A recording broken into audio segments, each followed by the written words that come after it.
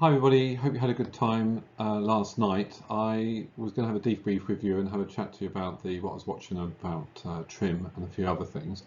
But when I looked at my photos, I thought I'd put this together for you to just go through what I would have said to you on the beach. So trim is the forward and backward balance between the bow and the stern in the water.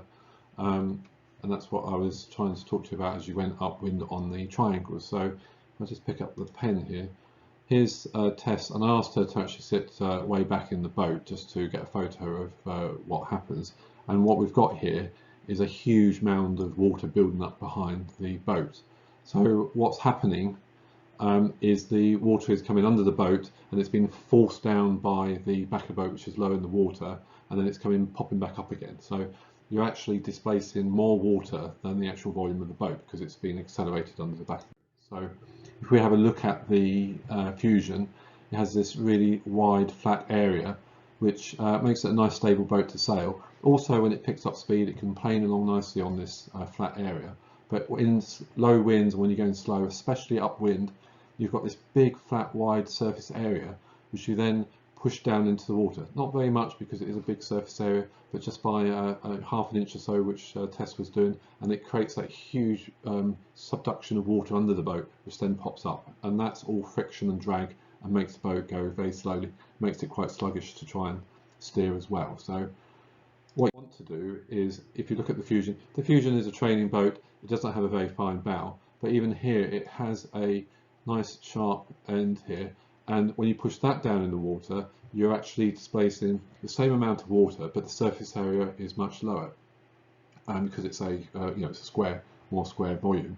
And there are other benefits too, which we won't go too far, but getting the bow down increases the waterline length, which makes the boat faster, and also getting the pointy bit of the boat in the water, especially upwind, helps the boat grip the water, adds to what the centreboard is doing, and stops the boat from deviating off in the gusts, etc.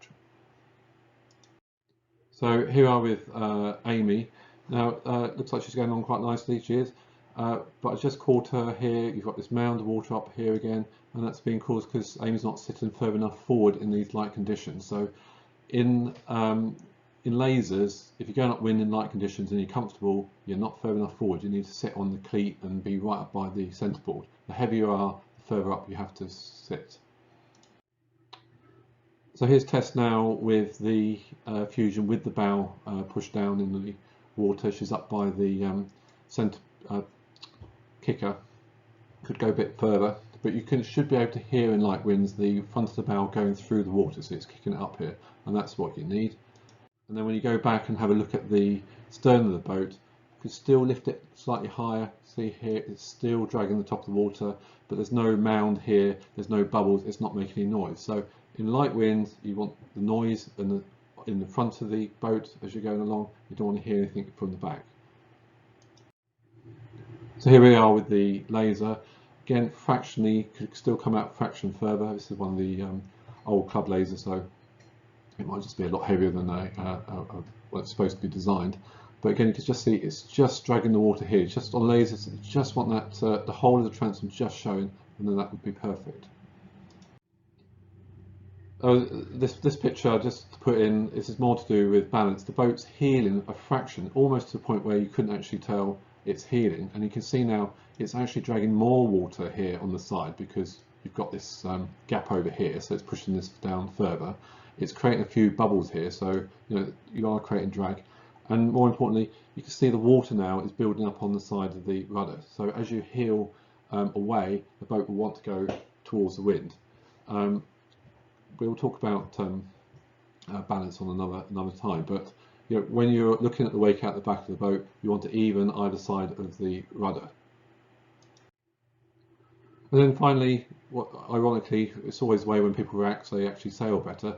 Here's Kiri, and he has got, for the conditions, has perfect trim. So you can see the line of the boat here, can't draw, but is perfectly, I'll get rid of that so you can see.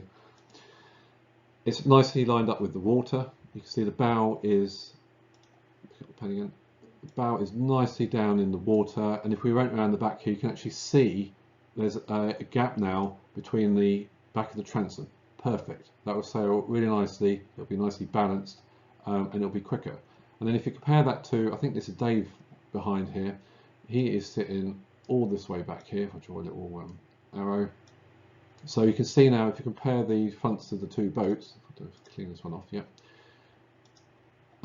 This one is this far out the water, this one is this far out the water, and you can just see here, it's just coming clear. So with this person sitting so far back, the transom's going to be a long way down.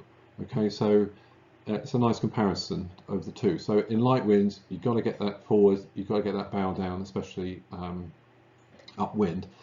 As the wind increases, keep an eye on the back of the boat, and you can gradually move your way back. So if in really strong conditions, you can be back here and still have this trim where the front of the bow is still close to the water, because the boat is now lifting up on as it starts to try and plane.